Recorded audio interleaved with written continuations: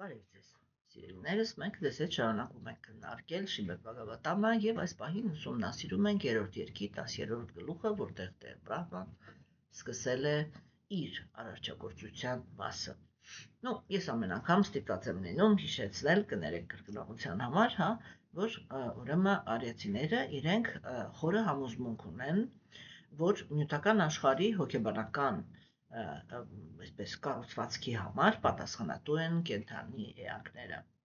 Եվ մարմինների այն բազմազանությունը, որը գոյություն ունի նյութական աշխարհում, եւ այստեղ ես պիտի անպայման ասեմ, որ ոչ միայն մեր մոլորակում, մտածել, որ այս ահռելի անսահման տիեզերքը ինքը ինչ-որ անիմաստ բաներ, այսպես մոլորակներ են, որոնք ուղղակի դատարկության մեջ պտտվում են եւ ոչ մեկի վրա կյանք չկա, դա իհարկե գոռոզություն է մարդու կողմից, այսպես ասենք։ Հիմա, սիրելիներս, չէ՞, ուրեմն, եւ մենք տեսնում ենք, որ արիացիները այսպես են պնդում, որ եթե մենք ուզում ենք ճիշտ հասկանալ այս աշխարհը, մենք պետք է հասկանանք, որ այս աշխարհում գոյություն ունեցող բոլոր տեսակի մարմինները իրենք ուրեմն իրենց արմատները ունեն կենդանի էակի հոգեբանության մեջ։ Եվ մենք հիմա այս պահին ձեզ հետ քննարկում ենք մի շատ կարևոր թեմա, դա է բացասական էմոցիաների տեղն ու դիրքը նյութական աշխարհում։ Եվ մենք ձեզ հետ խոսեցինք դրա մասին, որ Տեր Բրահման ինքը ինչ-որ արդեն նորից չկրկնեմ, ինչ-որ մի հատ էպիզոդում ապրեց չբավարարվածության զգացում։ Ինքը ապրեց չբավարարվածության զգացում եւ երբ որ ինքը գիտեց ունքերը չբավարարված վիճակում, իր այս ունքերի մեջտեղից դուրս եկավ մի փոքրիկ երեխա, որի մարմինը կարմրակապտավուն էր, եւ ինքը սկսեց ճչալ, այսինքն լաց լինել։ Եվ դիմեց Տեր Բրահմային, ուրեմն այդ խնդրանքով, որ ինձ անդուր, եւ ասա թե ես որտեղ պիտի ապրեմ։ Մենք ձեզ հետ երկու հանդիպում շարունակ քննարկեցինք այդ թեման, թե որտեղ իմինը Տեր Բրահման ինքը ասեց, որ ուրեմն Ռուդրան ինքը պետք է ապրի։ Քննարկեցինք ձեզ հետ շատ կարևոր թեմա, որ իրականում նյութական աշխարհը դա երկակիության աշխարհ է, այսինքն ինչ է դա նշանակում, որ այստեղ կան անձնավորություններ, որոնք իրենք գործում են նախանձի հիմքի վրա եւ կան անձնավորություններ, որոնք գործում են ուրեմն բանի հիմքի վրա, բարիության հիմքի վրա։ Նախանձի հիմքի վրա գործողները իրենք լինում են երկու տեսակի։ Այդ երկու տեսակն է, ուրեմն առաջինը դրանք ուրեմն նրա կրքոտներն են, որոնք իրենք նախանձում են նրանց, ովքեր որ բաղել, ինչ-որ նույնպես տաղանդներ ունեն եւ մտնում են այդ այս իրենց դիրքում հավապատասխան անձնավորությունների հետ մտնում են մրցակցության մեջ, որպեսզի հաղթեն իրենց, չէ՞։ Եվ ուրեմն մյուսները դրանք տգետներն են, որոնք իրենք իրականում, այսինքն այսպես էլի կրքոտները իրենք համարում են, որ իրենք պետք է աշխարհը վայելեն ամենաշատը։ Այսինքն իրենք դեմ չեն, որ ուրիշներն էլ վայելեն, բայց իրենք պիտի վայելեն ամենաշատը։ Եվ իրենք պիտի այդ դավիշտ գիտակցեն, որ ինձանից առավել այստեղ վայելող չկա։ Եվ իրանք իրենց բավարարված եւ երջանիկ են զգում, երբ որ շատ ու շատ մարդկանց երազանցում են իրենց վայելքներով։ Հիմա եւ տգետները իրենց հիմքը հոգեբանական կայանում է նրանում, որ իրենք մտածում են, որ միայն իրենք պիտի վայելեն։ Դա ստրկատիրական հասարակություն ստեղծող անձնավորություններն են։ Հիմա մարդկությունը ինքը կանգնած է այդպիսի փորձության առաջ։ Հիմա հենց այս պահին, երբ որ մենք հասկանում ենք, որ եթե ժամանակակից ուրեմն տեխնոլոգիաները իրանք ընկան տգետների ձեռքը, ապա տգետները կառուցելու են թվային ստրկատիրական հասարակություն։ Եթե թվային տեխնոլոգիաները իրենք ընկան գոնե կրքոտների ձեռքը, իրանք այդ օգտագործելու են, որպեսզի այդ ապահովեն ամենաբարձր վայելքը իրենց համար։ Եվ եթե հանկարծ այդպիսի հրաշք լինի, որ տեխնոլոգիաները հայտնվեն բարիների ձեռքը, այդ ժամանակ նրանք կսկսեն իրականում դնել արիական քաղաքակրթության հիմքերը։ Հիմա, սիրելիներս, չէ, եւ ուրեմն մենք շատ կարևոր թեմայի մասին խոսեցինք, ուրեմն այդ երկակիությունը, չէ, որ կան ազնվորություններ, որոնք իրենք գործում են ուրեմն նախանձից եւ կան ազնվորություններ, որոնք գործում են բարիությունից, դա ինքը ինքնըստինքյան արդեն խոսում է նրա մասին, որ կենթանի էակը ինքը պետք է ինքը պիտի հայտնվի կամ այստեղ կամ այնտեղ։ Եվ այս երկու ուրեմն ճամբարները անհանդուրժողական են։ Անհանդուրժողական են ընդ որում ուրեմն նախանձների բանակը ինքը անհանդուրժողական է ագրեսիվ ձևով, այսինքն ինքը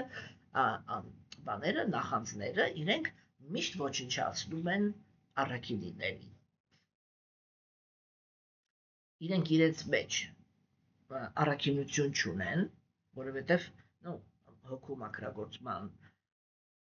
դասընթացների ժամանակ մենք ձեզ հետ քննարկեցինք, չէ, կենթանի էակի դեգրադացիայի որակները, եւ մենք տեսանք, որ նախանձի հիմք ունեցող կենթանի էակները իրենք ուրեմն անպայման հետագայում զարգացնում են անարդարություն, խորամանկություն, երկերեսանիություն, դաժանություն, չէ, սա նախանձկոտ կենթանի էակների հիմքն է։ Հիմա տեսեք, եթե կենթանի էակը ինքը այդպիսի հիմք ունի, ինքը ինչ վերաբերմունքի է արժանի, չէ, եւ տեսեք, բայց որովհետեւ առաքինիները իրենք ունեն իմաստություն, իսկ որն է այդ իմաստությունը, դա աստվածային իմաստությունն է, հասկանում եք, իրական առաքինի անձնավորությունները, իրենք միշտ կրոնական անձնավորություններ են, այսինքն աստվածակենտրոն։ Հիմա, եւ տեսեք, ասենք, չէ, ինչ է մտածում այս աշխարհի մասին իրական առաքինի անձնավորությունը։ Ինքը երբեք չի մտածում, որ նախանձները իրավունք չունեն այստեղ ապրել։ Ինքը երբեք առաջինը զենք չի վերցնի եւ չի գնա, օրինակ նախանձների տարածքը ոչնչացնելու։ Հա, ինչի համար։ Որովհետեւ ինքը հասկանում է, որ այս աշխարհը հենց իրանց համար է նախատեսված։ Հա, այս աշխարհը հենց իրենց համար է նախատեսված, իրենք ինչ-որ իրենց փորձը պիտի անցնեն, առաքինիները իրենք հասկանում են, որ եթե իրենք գտնվում են նյութական աշխարհում, ուրեմն իրանք են ունեցել այդ նախանձի հիմքը, չէ՞, հետո կանգնել են կրոնականության ճանապարհին, սկզբում սկսել են ղեկավարել իրենց նախանձը, իսկ հետո եւ կամաց-կամաց ուրեմն հրաժարվել են նախանձից։ Մենք ձեզ հետ դեռ կտեսնենք արիացիների ամենակարևոր գաղափարներից մեկը, ուղղակի այդ գաղափարը ինքը կհնչի 10-րդ երգում, եւ դրա համար ես նախապես հիմա կասեմ դա։ Թե չէ շատ պիտի սպասենք էլի, ուրեմն գաղափարը որը կլինի։ Գաղափարը կլինի այն, որ իրականում նախանձը գերագույն աստծո անձնավորությունը չի ոչնչացնում։ Հա, այսինքն երբ որ գալիս է կրոնականությունը, աստվածային գիտակցությունը ինքը բավականին մեծ քանակով սրտի կեղտոտվածություններ է մաքրում, բայց նախանձելու հնարավորությունը գերագույն աստծո անձնավորությունը ձեռք չի տալիս։ Ինչու՞։ Որովհետև դա կենթանի էակի ազատությունն է։ Այսինքն ամեն վարքյան, եթե դա նույնիսկ կենթանի էակը ինքը այդ իր ամբողջ նյութական փորձով գա հոգևոր աշխարհ եւ հանկարծ որոշի նորից ինչ-որ մեկին նախանձել, իրան դա ոչ մեկ չի արգելելու։ Հա, ինքը դրա այդ զգացմունքի հետևանքները ունենալու է որպես նյութական գոյություն նորից, թեկուզ այդպիսի դեպք ընդհանրապես արձանագրված չի։ Հա, կենթանի էակները սովորաբար այդ փորձը անցնում են մի անգամ իրաց ասում են միջև կոկորդը հերիքում է այդ փորձը, չէ՞։ Եվ հիմա տեսեք զիերներս, ուրեմն այստեղ մենք պետք է հասկանանք, հա, որ ուզում եմ անձնավորությունը ինքը առաքինի լինի, ուզում է ինչ ուզում է լինի, ինքը նյութական աշխարհը ինքը բաժանված է երկու ճամբարի, եւ այդ ամեն ճամբարի ներկայացուցիչները իրանք ինչ որ մի կերպ վերաբերվում են դիմացինին։ Հասկանում եք։ Հիմա տեսեք, այսինքն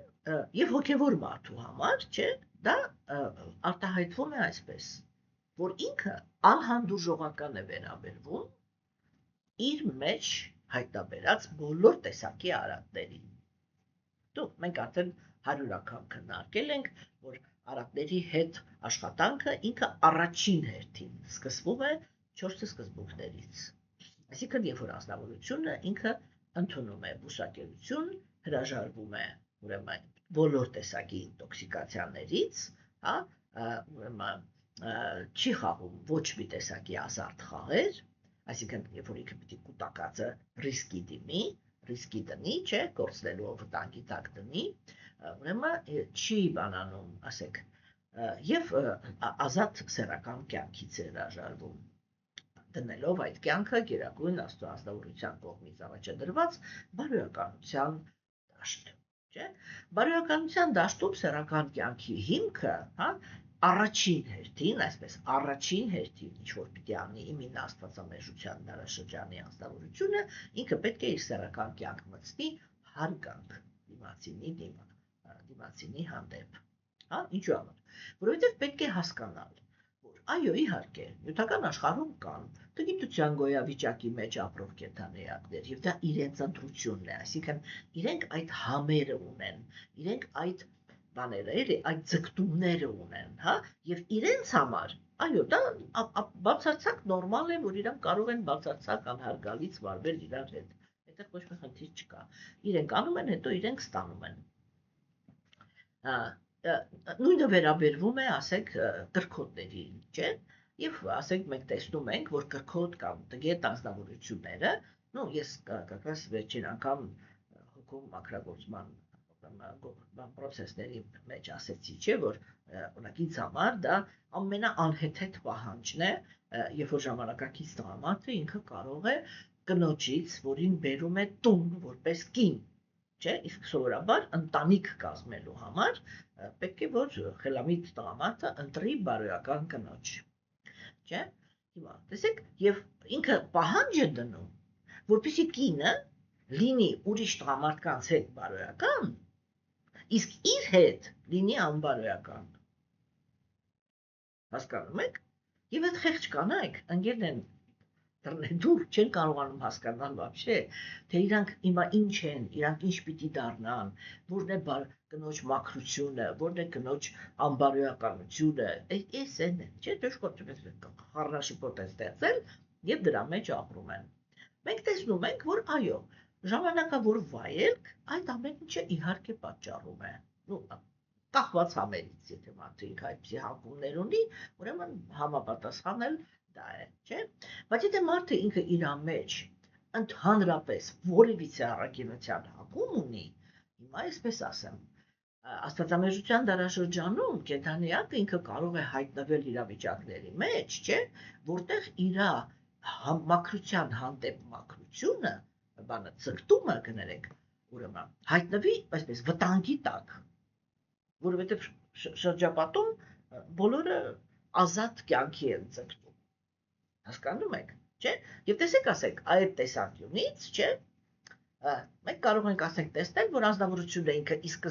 սկզբանե իր բնությամբ մաքրության է ցկտում, բայց եթե ինքը ընկնում է կրքոտ կամ տգետ տղամարդու ձեռքը օրինակ, չէ, ապա ինքը այդպես է վարվում այնտեղ, որտեղ պիտի հարգանք ունենա։ Հասկանում եք։ Եվ այսինքն խոսակցությունը գնում է այսպես, որ ես արատավոր բնություն ունեմ, արատավոր ցանկություններ ունեմ կնոջ մարմնի հանդեպ, հա, եւ եթե դու չես ուզում, որպեսզի ես քեզ դավաճանեմ, ուրեմն հենց դու էլ պիտի լինես իմ բանը կներեք խոսքիս համար, բայց իրանք հենց այդ բառով էլ ասում են։ Ուրեմն դու պիտի լինես իմ պորնիկը։ Այ ընտրի։ Հասկանում եք։ Եվ կինը, եթե ինքը արդեն ուզեցել է ամուսնանալ, դա նշանակում է, որ ինքը բարոյականության հիմք ունի, եւ ինքը ուզում է տանկին լինել,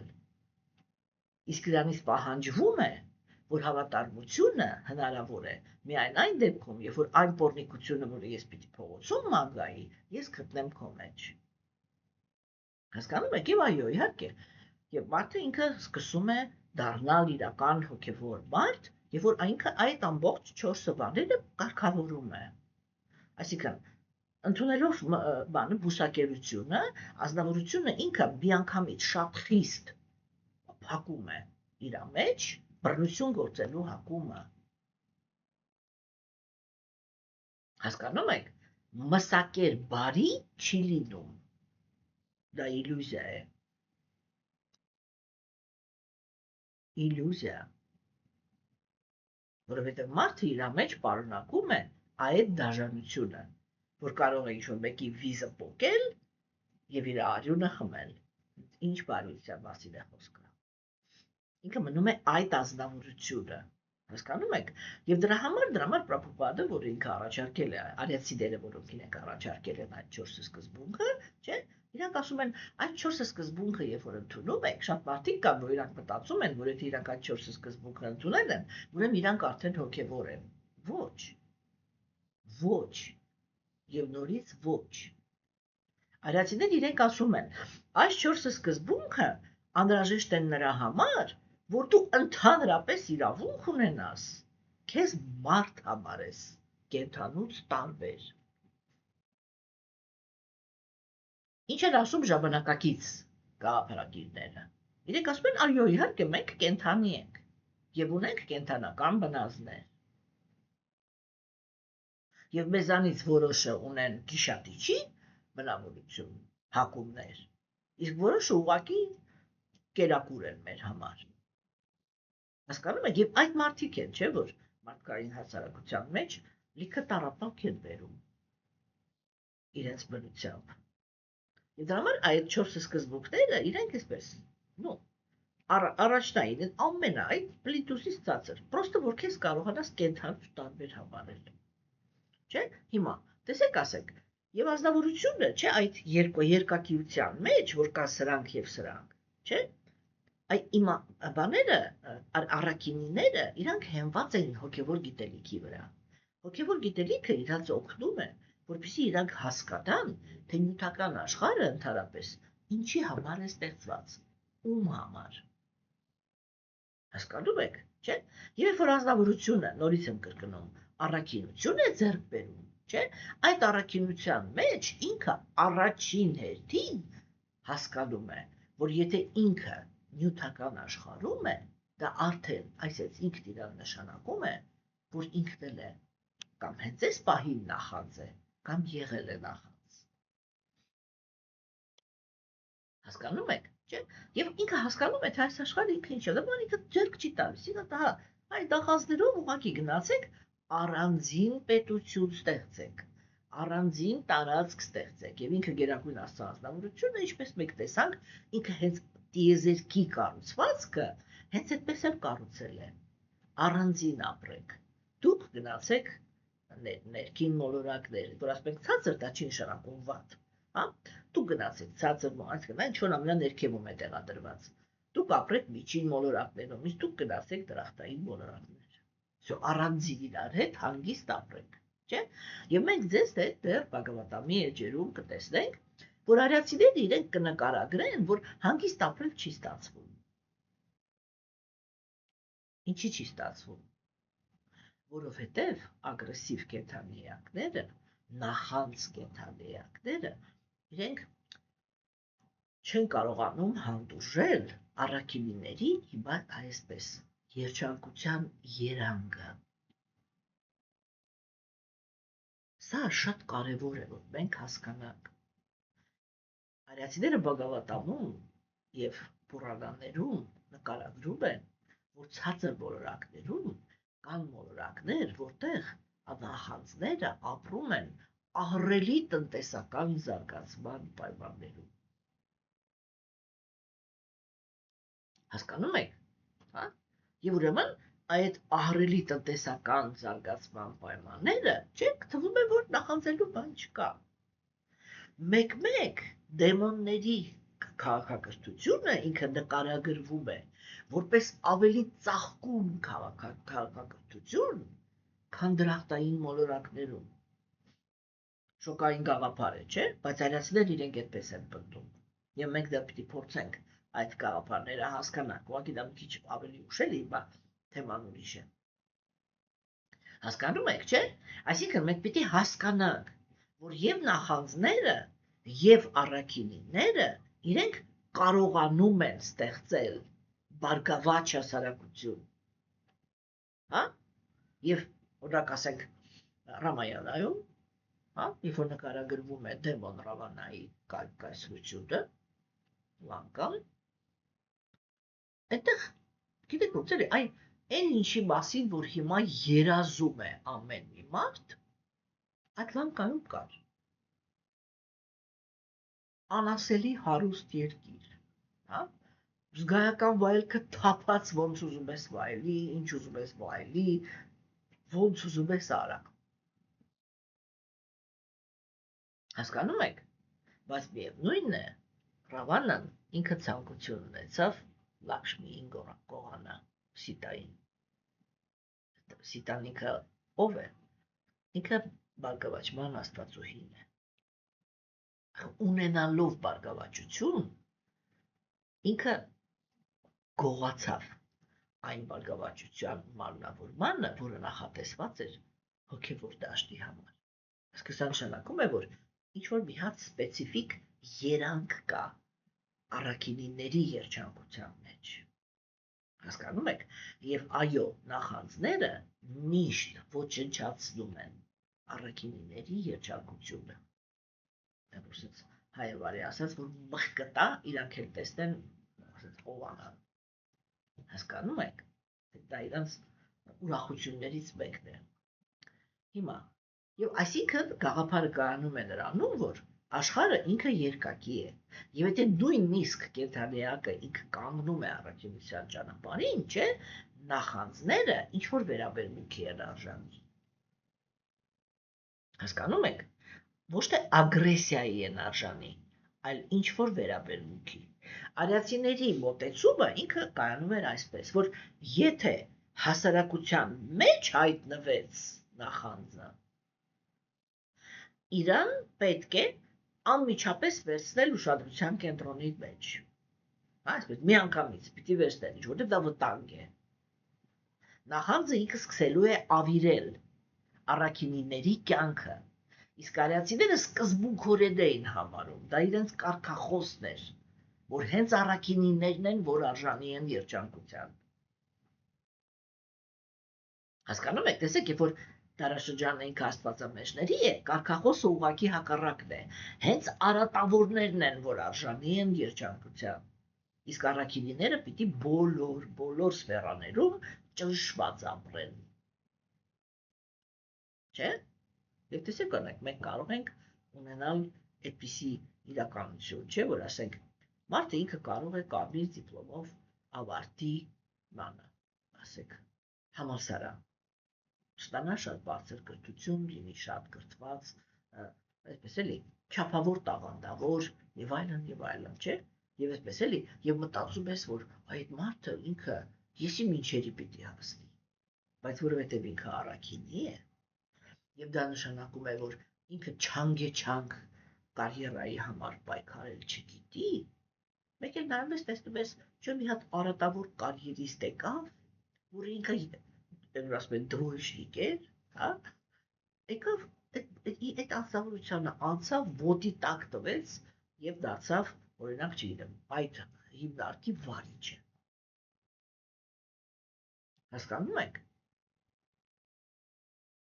Այսինքն, այստեղ հակառակը, ինչքան ավելի արատավոր ես, այդքան ավելի կարող ես առաջ գնալ։ Ինչքան ավելի առաքինի ես, քեզ ոչ մեկ չի նկատելու։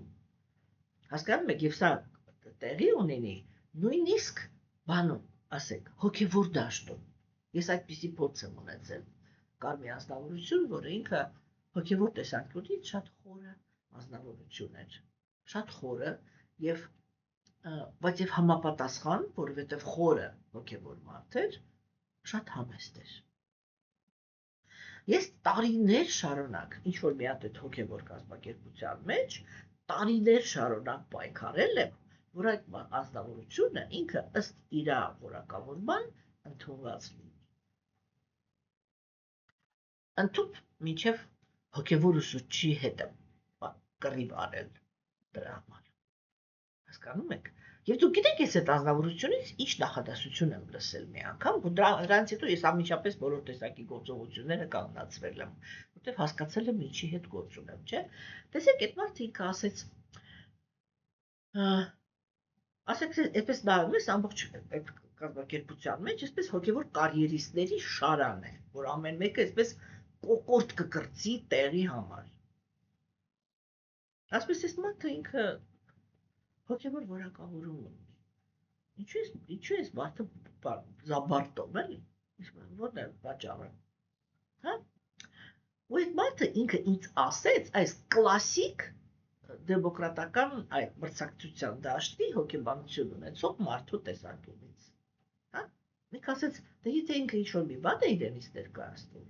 ինքը անպայման կկայանա։ Այսինքն ինքը ասեց, որ հոգևոր մարդը պիտի կարողանա իրան վաճառի։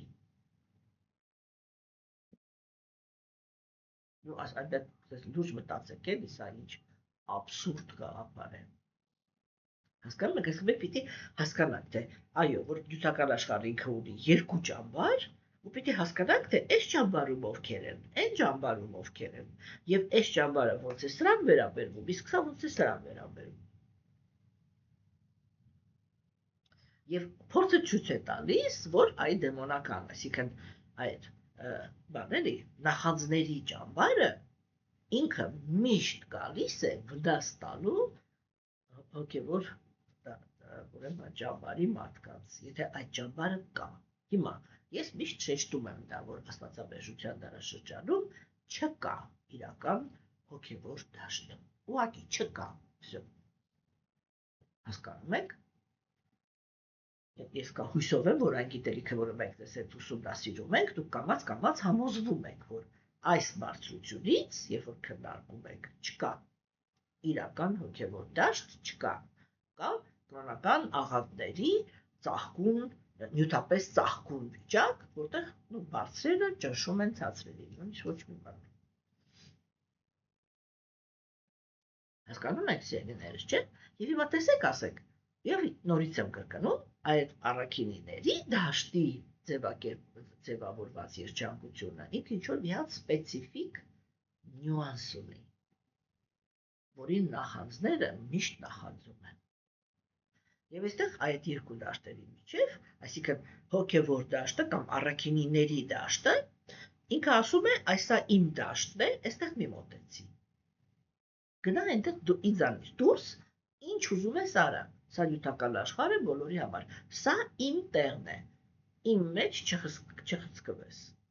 Եթե դու ուզում ես գործել նախանձի հիմքի վրա, գնա նախանձների մոտ։ Այստեղ շփվում են միայն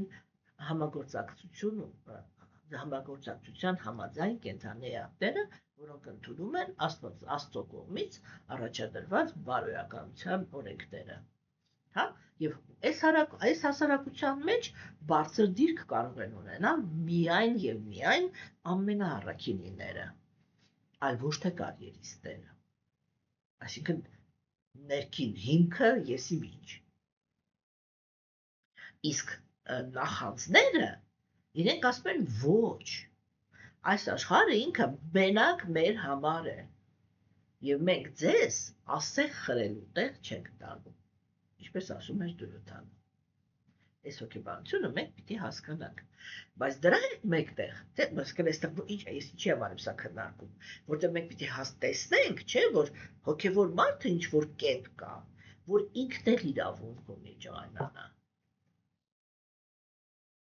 Հասկանում եք, եւ այդ ջղայնությունը մի կողմ դնել, դա նշանակում է, եթե ես քրիստոնյաների լեզվով ասեմ, չարին ուղղակի այսպես բարձր թող ազատություն տալ, որ ինքը ինչ ուզում է անի։ Եվ եթե մենք տեսնենք, ուշադիր տեսնենք, չէ, մենք կտեսնենք, որ իրականում, չէ, շատ գաղափարախոսություններ հոգևոր, իրանք հենց դա էլ անում են։ Իրենք պատրաստում են մարդ, որը ինքը համբերատար հանդուրժում է արատի ծաղկունքը։ Սա ինչի համար է այս գաղափարախոսությունը տրվում, որպեսզի արատավորները ոչ միտեղ չհանդիպեն դիմադրություն։ Ով կարող է այդպիսի գաղափարախոսություն առաջ քաշել։ Հենց ինքը արատավորը, չէ։ Այսինքն հենց ինքը արատավորը գալիս է, այդ առաքինության հանդեպ հակում ունեցողներին խաբում է, հա, եւ իրենց պարտադրում է ինչ որ մի հատ պահվածք, որի հիմքում հենց ինքը արատավորը ազատություն է ստանում մտնել հոգևոր դաշտ, մտանավարի ասեմ էլի, եւ ում հերը ոնց կարողանում է տենց անիցել։ Всё, բրծավ հոգևոր կյանքը։ Բրծավ։ Հիմա մենք տեսնում ենք, որ արիացիները այլ բան են քննարկում։ Իրենք ասում են բոլոր էմոցիաները, իրենք բոլոր սկզբունքները, իրենք ունեն իրանց տեղը։ Մենք ձեզ հետ 3 քննարկեցինք, ասենք այդ ռուդրայի որպես տրանսֆորմացիայի էներգիա, այսինքն որ այո, կան տեղեր, որտեղ ինքը պիտի այդ տրանսֆորմացիա նշանակում է ինչ որ մի բանը պիտի վերանա, այդ վերանալու էներգիան դա ռուդրան է։ Եվ ինքը շատ մեծ նշանակություն ունի նաև հոգևոր կյանքում։ Դա մենք քննարկել ենք 3։ Այսօրվա մեր տեքստը ինքը հնչում է այսպես. Տեր Բրահման շարունակեց. Տղաս, դու կունենաս նաև 11 այլ անուններ. Մանյու, Մանու, Մահինասա, Մահան, Շիվա, Ռիտատվաջա, Ուգրարետա, Բհավա, Կալա, Վամադևա եւ Դրիտավրատա։ Հա? Ուրեմն, այստեղ արդեն մենք դες հետ տեսնում ենք, որ Տեր Բրահմանը այսպես թվում է, որ մի տեքստ է, որտեղ կարելի ուղղակի վրայով անցնել, անուններ տվեց, ասեց 12 հատ ուրիշ անուններ ունենա։ Բայց Բhagavatam-ը ինքը դառնում է երկրորդ շերտով հասկանալի, երբ որ մենք թարգմանում ենք բոլոր անունները։ Ինչու՞։ Որովհետև արիական քաղաքակրթության մեջ անունը դա իրականում պրոստը անուն չէր, դա բառ էր։ Չէ՞ օրինակ ասենք տեսեք, օրինակ Ջոնը դա անուն է,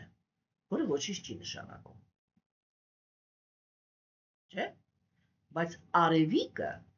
դա բառ է, որը նշանակում է արև։ Չէ՞։ Շողիկը դա բառ է։ Հասկանում եք։ Այսինքն անուններ կան, որը ինչ որ բառից է։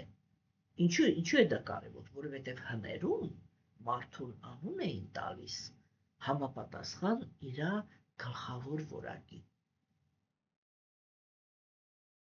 Հասկանում եք, չէ՞։ Եվ ուրեմն տեսեք, չէ՞։ Ասենք այստեղ մենք տեսնում ենք, որ ուրեմն արիացիները իրենք ինչ են պնդում։ Իրենք պնդում են, որ այսինքն ոչ թե պնդում, այլ իրենք այդպիսի տրադիցիա ունեին։ Երբ որ երեխան ծնվում էր, բրահմանները երբ որ գալիս էին եւ երեխային անուն էին տալիս, չէ՞։ Ուրեմն այդ անունը, որը իրենք տալիս էին, ինքը այսպես էր։ Բրահմանները իրենք անում էին հաշվարկները, աստրոլոգիչեսկի, ֆիզիոգնոմիստիկայով էին նայում, թվագիտությամբ էին նայում, բոլոր գիտություններով նայում էին ազնվորությանը, չէ՞։ Եվ հետո, ուրեմն, բան էին անում, բան էին, ասեք, դրանից հետո, ուրեմն, նոր որոշում էին, թե երեխայի անունը ինչ պետք է լինի։ Այնտեղ իրականում մարդու անունը ինքը արդեն խոսում էր նրա մասին, չէ՞, թե ով է ուրեմն այդ ազնվորությունը։ Անունը ինքը անձնագրի պես բան էր։ Երբ որ մարդը ինքը արտասանում էր իր անունը, դիմացինը ինքը այդ մարդու մասին արդեն մի 60% պատկերացումը տեղում կազմում էր, որ ասենք իր գլխավոր բանը որն է։ Չէ՞, մեր ժամանակներում, մնացած տեղերը չգիտեմ ինչպես, բայց բhakti յոգայում կամ ընդհանրապես վեդայական տրադիցիայում, չէ, նույնպես ձեռնադրման ժամանակ անձնավորության անուն տալիս են հոգևոր անուն։ Չէ՞։ Եվ ասենք այդ հոգևոր անունը ինքը պարտադիր նշում է։ Հիմա երկու բան։ Հոգևոր անունը ինքը կամ կենթանեակի պրոբլեմն է, կամ իր նախասահմանումը։ Ինչ է նշանակում պրոբլեմ։ Պրոբլեմ դա նշանակում է, որ հոգևոր անունը ինքը խոսում է, թե մարդը ինքը ինչի պակաս ունի, եւ այս կյանքում, եթե իր հոգևոր անունը արտացոլում է իր խնդրումը, դա նշանակում է, որ ինքը այս կյանքում պիտի աշխատի այդ որակի վրա։ Հասկանում եք հիմա, եթե հոգևոր անունը ինքը անձնավորության նախասահմանումն է, ուրեմն ինքը ասեց միանգամից ցուցաբերում է որակավորում այդ անվան համապատասխան։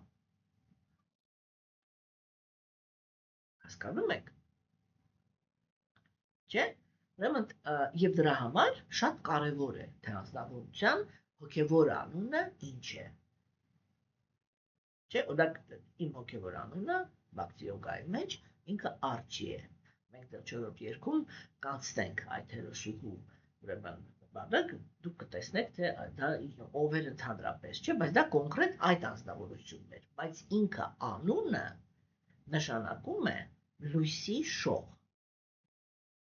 Այսինքն լույս տարածող։ Հա? Մեր բակտի դեպքում դա գիտելիքն է։ Գիտելիքն է, որ լուսավորում է մարդկանց։ Հասկանում եք։ Եվ տեսեք, ասենք, չէ, ես կարող եմ ասել, այո, իրոք ես հույսով եմ, որ դուք այս շփման ընթացքում դա նույնպես իրականացնում եք, որ իմ անունը ինքը լրիվ համապատասխան է նրան, ինչ որ ես կարող եմ անել հոգևոր դաշտում։ Գիտելիք տալը։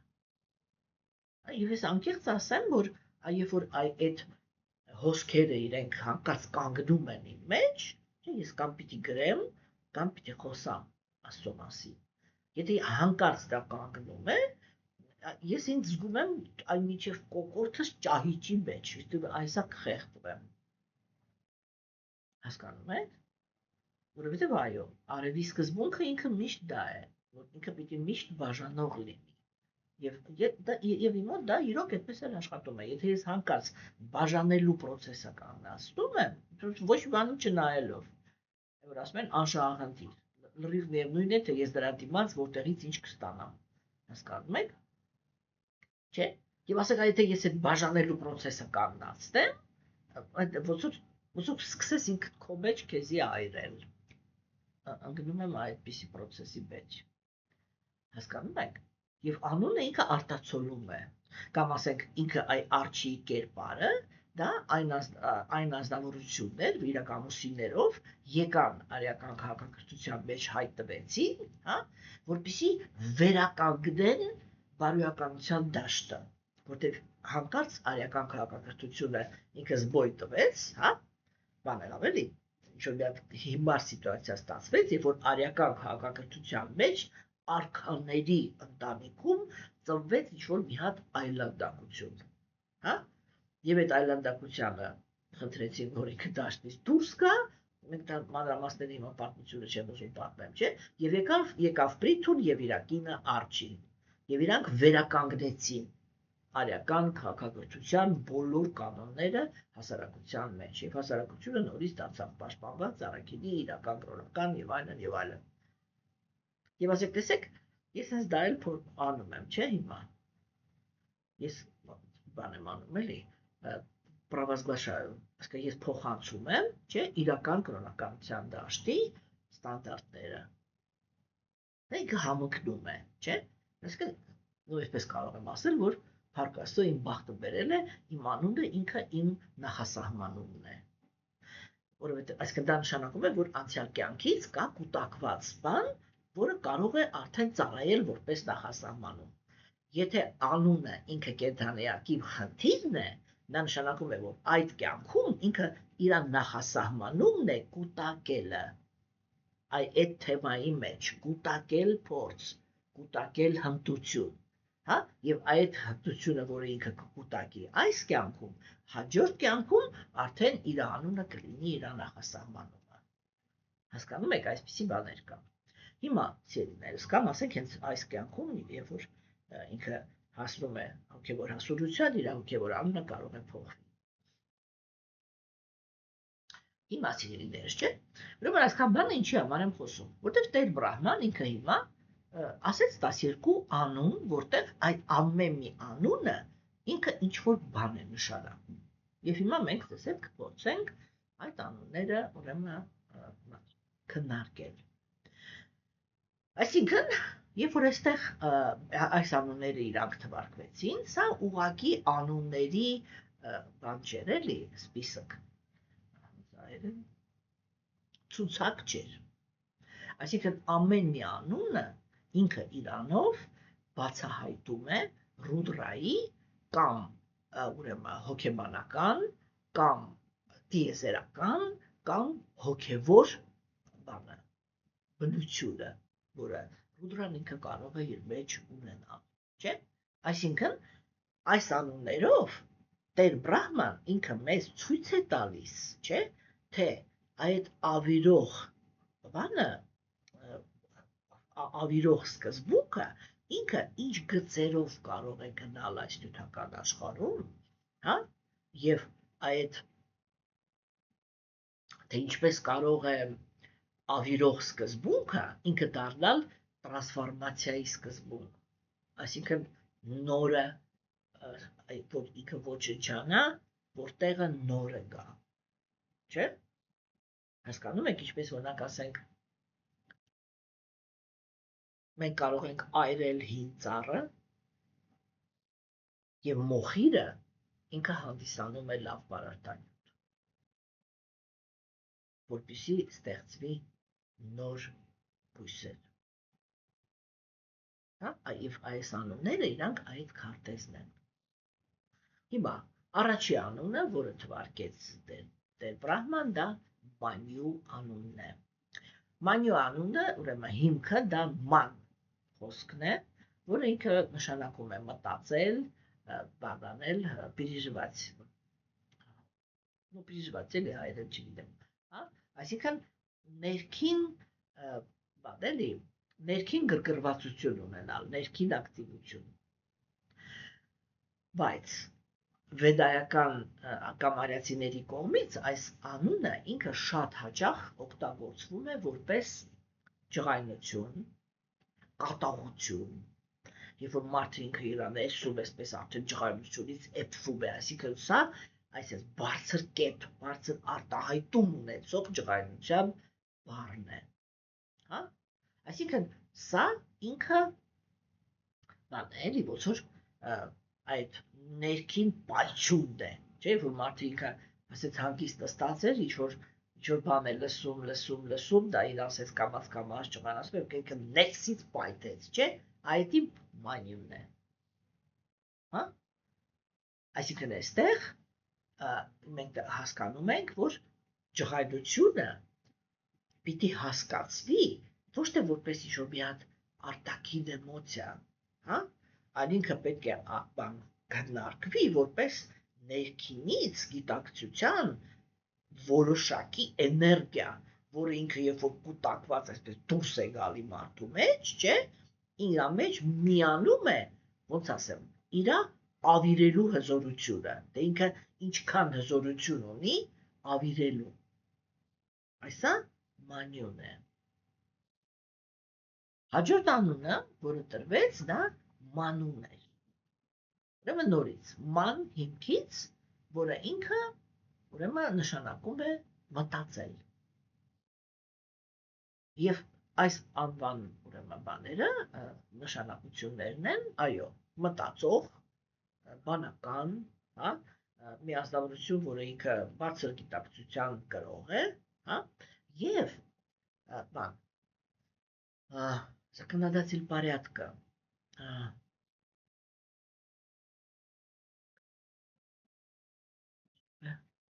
կներեք եմ մի հատ նայեմ, հա, դժվարանում եմ այս բանի թարգմանել, որ ամեն նոթման չխոսեմ։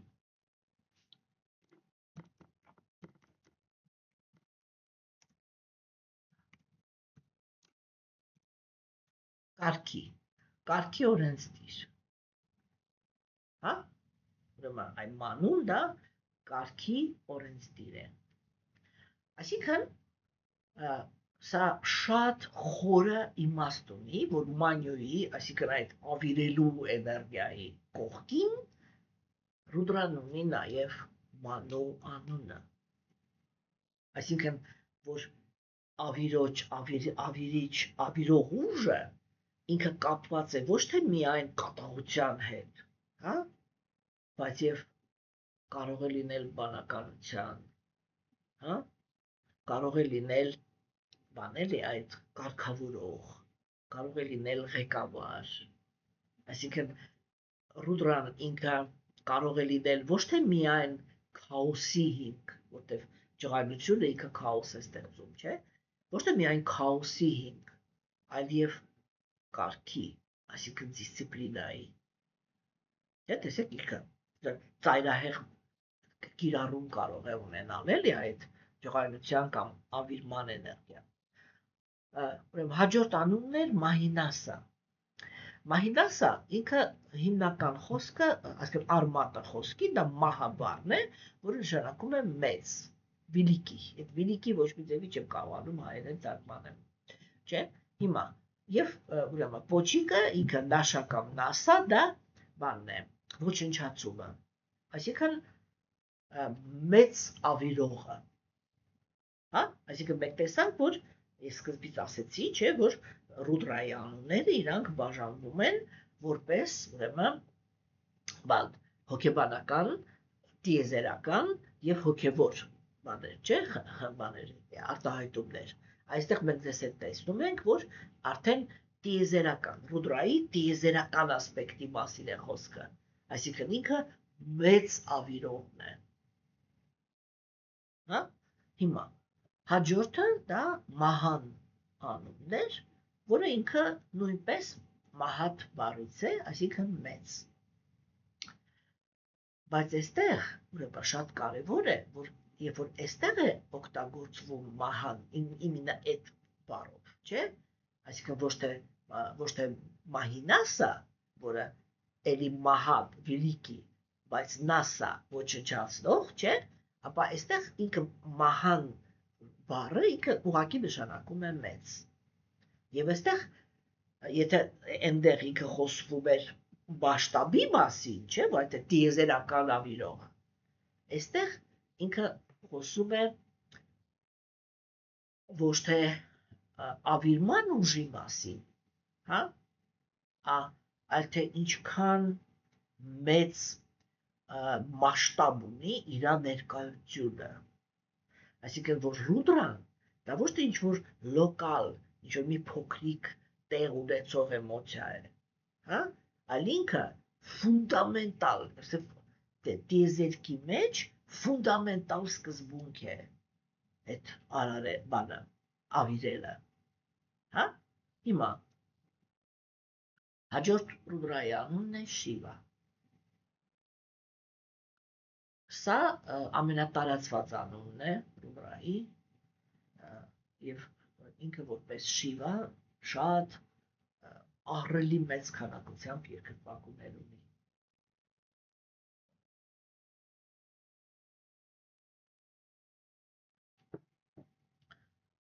Ուրեմն Շիվան ինքը երկու բան ունի, շի արմատը, որը ինքը կոչվում է, նշանակում է հանգիստ կամ բան էլի, բլագապալուչիա ոչ թե բան էլի, ոչ թե հարստության տեսանկյունից, հա, այլ խաղաղ կյանքի։ Եվ վա, այսինքն կրող։ Այսինքն իր անունը Շիվա դա նշանակում է, որ ինքը բարի բերող է, այսինքն բարենպաստ է։ Հիմա մենք խոսում ենք դրա մասին, որ այդ ավիրիչ ուժը ինքը կարող է լինել բարենպաստ։ Տեսեք, այսպես էլի, պարզագույն օրինակ բերեմ, չէ՞։ Պարզագույն օրինակը ինքը կայանում է նրանում, որ օրինակ, ենթադրենք ես հողամաս եմ առել, չէ՞, եւ այդ հողամաս ինքը ինչ-որ մի հատ քարքարոտ տեղ է։ Եվ առել եմ նրա համար, որ տուն սարքեմ։ Այդտեղ տուն սարքելու համար ես ինչ պիտի անեմ։ Ես պիտի ավիրեմ, չէ, այդ տեղը։ Այդտեղը պիտի փորեմ, հանեմ, տանեմ, թափեմ, քարերը տրաքացնեմ, գիտեմ ինչ անեմ, որակ ես ծանոթ ունեմ, որը իրանք սեփական տուն ունեն երկու հարկանի, 3, հա, եւ գիտեք այդ առաջի հարկում մի անասելի տաքություն է։ Այնտեղ ձմեռը կարելի է ընդհանրապես վառարան չվառել եւ բացարձակ տաքության մեջ ապրել։ Ճիշտ ասած անհարմար էի զգում, միշտ այդ հարցը տամ, թե ինչպես է ստացվել, որ այս հարկը թեկուզ ու այդտեղ անբնակ է, էլի ոնց որ իրանց գարաժը, բան է այդտեղ է։ Բայց ամեն անգամ երբ որ առիթ էր լինում այդտեղ մտնել, որտեղ ասեք այդպես զարմանում էի, թե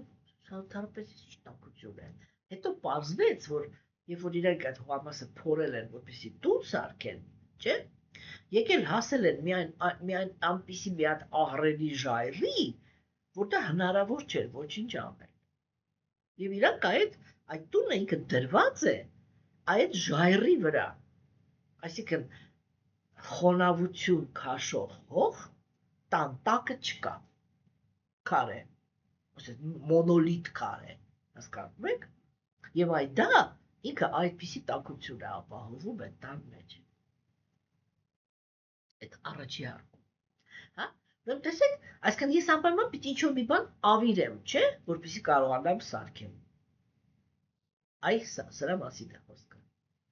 Այսինքն նա, ով որ ինքը ավիրում է, բայց այդ ավիրումով տեղ է մաքրում, հա, տեղ է մաքրում ինչ-որ բարենպաստ բանի համար։ Այսինքն ինչ են ուզում ասել ալիացիները, որ պետք չի վախենալ ավիրում բառից, որովհետև ամեն մի ավիրում չի, որ չարիք է։ Հա, մեկ ավիրումը դա ողորմածություն է, որը հնարավորություն է տալիս ինչ-որ մի նոր բան ստեղծելու։ Հասկանում եք, կամ ասենք, տեսեք, օրինակ, հիմա բարոյական մասը չքննարկենք, չէ՞, բայց դա բացարձակ ակնհայտ է, չէ՞, որ ասենք տարիներ առաջ Կոնդը, որը ինքը կար, ինքը ժամանակակից բան էլի քաղաքի կենտրոնին վայել վայր չէր ընդհանրապես, չէ՞, դա ուղղակի ինչ-որ մի հատ այսպես, չգիտեմ, կեղտաբուր էր ուղղակի, որ նայել է նույնիսկ տհաճեր են ու մնաց, ասենք, ներկայացնելու բան չէր, չէ՞։ Նորից եմ կրկնում, բարոյական մասը հիմա դնում ենք մի կողմ, թե ինչի հաշվին դա արվեց, հա, բայց ինքը երևույթ է, որտեղ մենք հիմա էներգիան ենք քննարկում, այլ ոչ թե ինչ-որ մարդկանց արարքների բարոյականության մակարդակը։ Եվ ասենք, տեսենք, դա պիտի ավիրվեր, չէ՞, որպեսզի դրա տեղը հայտնվեր Հյուսիսային պողոտան, հա, որը հիմա Երևանում ինքը, ասենք, տուրիստների ամենասիրած վայրն է, որտեղ իրենք այսպես ճեմում են, ման են գալիս, ռեստորաններում են հաց ու տոն, չգիտեմ, եւ դա ինչ դարձավ, նու, այսպես եթե շատ ճոռոմ ասենք, դարձավ մեր պարծանք, որտեղ մենք չենք ամաչում հյուր բերենք, հասկանում եք, իսկ մի հատ ասենք դուք պատկերացրեք, չէ՞ որ ասենք հյուրը գալիս էր եւ մենք իրան տանում ենք կոնդ, ասում ենք այսա մեր քաղաքի կենտրոնն է, հասկացաք, այսինքն այդ է, տեսեք, որ արիացիները իրանք շատ իմաստուն են, ասես միանգամից բան չեն անում, էլի, իրանք ասում են ոչ, կա ավիրում, որ ամեն մի ավիրում չի, որ չարիք է, որովհետև բաներ կա, որ մինչև դու հինը չավիրես, նորը չես կարող ստեղծել։ Հասկանում եք, հիմա, հաջորդ տեսեք, ինքը ասեց, ամեն մի անունը ինքը ինչ-որ մի հատ բան է, չէ, տեղը գցում, ավիրման սկզբունքի հանդեպ։ Չէ, հիմա Ռիտա Դվաճը իր հաջորդ անունը, հա, ուրեմն անունը ինքը բաղկացած է Ռիտա, այսինքն տիեզերական կարգ, ճշմարտություն, հա, բան, արարչագործության ճիշտ օրենքներ, հիմա Դվաճը նշանակում է բան, դրոշ, հա, այսինքն իր անունը, իր անուններից մեկը, այդ քայքայող սկզբունքի անուն իմաստներից մեկը նշանակում է նա, ում դրոշն է ճշմարտությունը, տիեզերական կարգը, հա, և տեսեք ասենք, ինչքան ինքը, բան չի, սենց անակնկալ անուն է, չէ,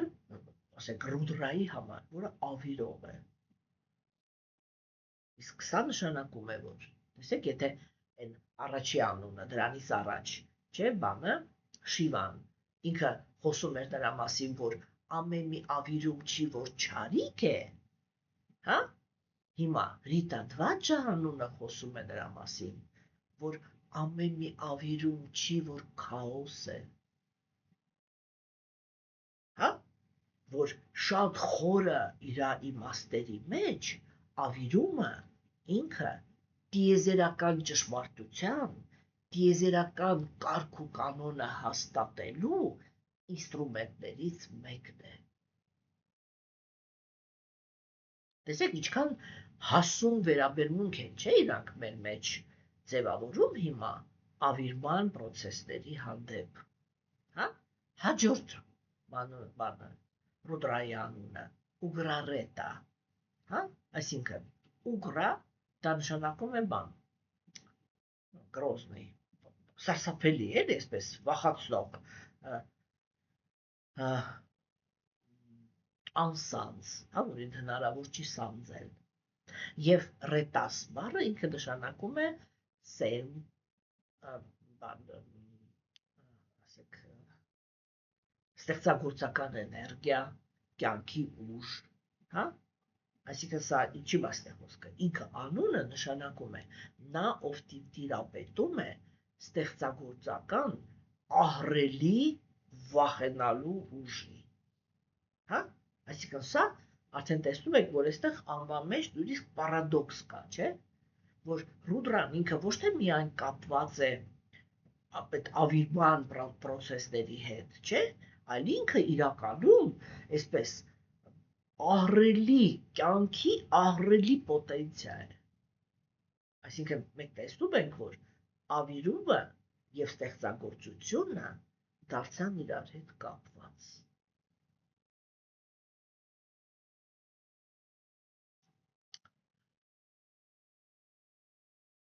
Ես պիտի ծառ սպանեմ, չէ՞,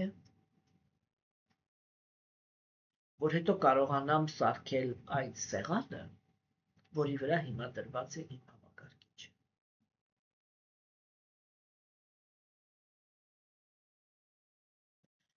Ես պիտի քարեր փորեմ, չէ՞,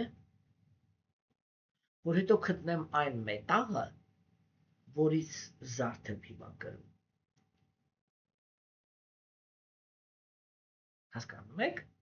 Եվ ասեք, տեսեք, մենք այդ տեղը, չէ, նույնիսկ չենք նկատում, թե ինչպես ենք մենք այդ ավիրման ուժը օգտագործում ընդհանրապես։ Հասկանում եք։ Եվ այդ ավիրումը եւ ստեղծագործումը ինքը իրար հետ կապված են այս աշխարհում։ Հաջորդ անունը Բհավա։ Բհավա դա բհու արմատից է, այսինքն լինել, դառնալ կամ արտահայտվել, հա? Իր նշանակությունն է գոյություն ունենալ, կայանալ, հա? Եվ մյուս կողմից բավան դա որոշակի էմոցիոնալ վիճակ է։ Բhakti յոգայում բhava է կոչվում մաքուր հոգևոր զգացմունքները։ Սա շատ նուրբ անուն է, հա? Այսինքն Ռուդրան ինքը կապված է այդ կենդանի էակի, այդ որ ինքը կարողանում է ոնց որ կայանալ, հա, կայացման։ Այսինքն Ռուդրան ինքը շատ ուժեղ կապ ունի կենդանի էակի կայացման, նրա փոփոխությունների հետ, հա? Ինչու, որովհետև այն ամենը, ինչը որ բան է անում, չէ, արարվում է, ինքը իր մեջ արդեն ունի քայքայման պրոցեսը։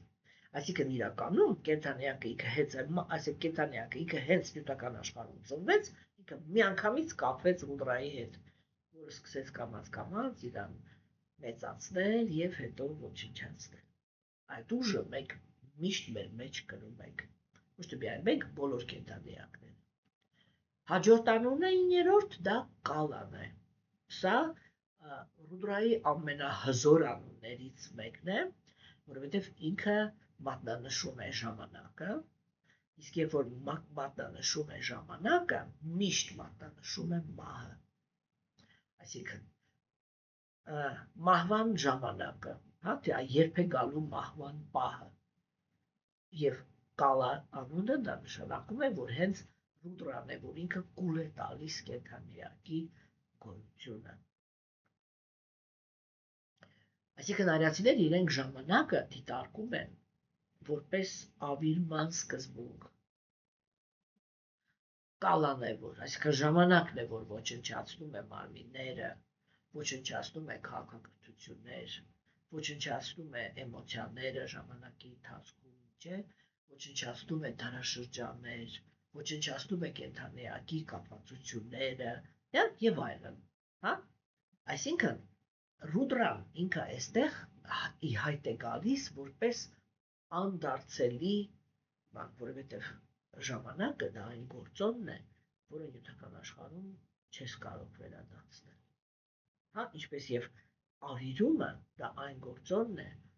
որը եթե տեղի ունեցավ, ոչինչ այլևս չի ստացվում վերականգնել։ Եվ ասենք, օրինակ կարող եք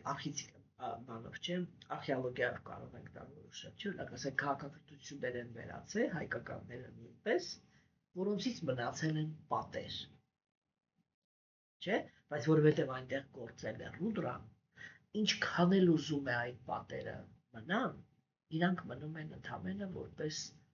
բան, ասենք մուզեյ, ցուցահանդես, որպես ինչ-որ մահացած ինչ-որ մի բան, կարելի է գնալ ցուցահանդեսի պես եւ դիտարկել ինչ ոչինչ։ Հա? 10-րդ անունը Ռուդրայի դա Վամադևն էր։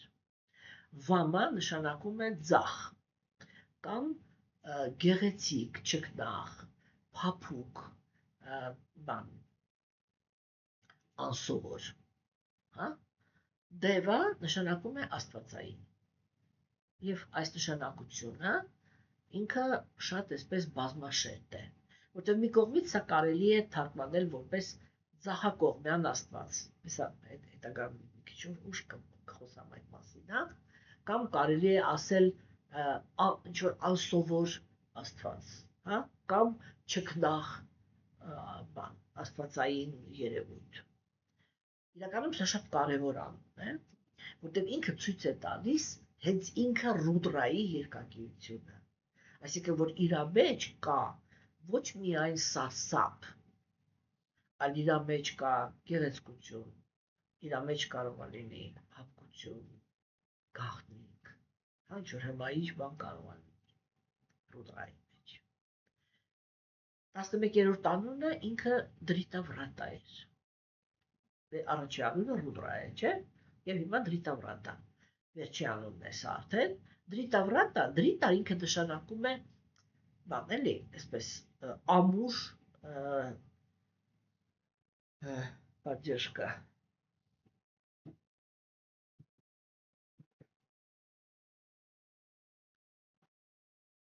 Բան էլի, մի բան, որը ինքը այսպես ամուր հենարան ունի։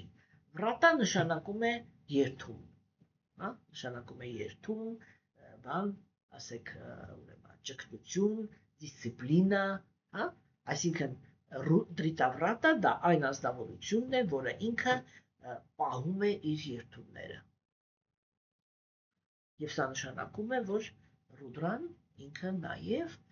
այդ կենդանիակի մեջի ճգնություններ կատարելու հզորությունն է։ Հա, եւ դրա համար է, որ ասենք պատահական չի, որ Շիվան ինքը որպես ազնվորություն միշտ նկարագրվում է որպես բան էլի յոգի արխետիպ, հա, այսինքն նա, ով որ ինքը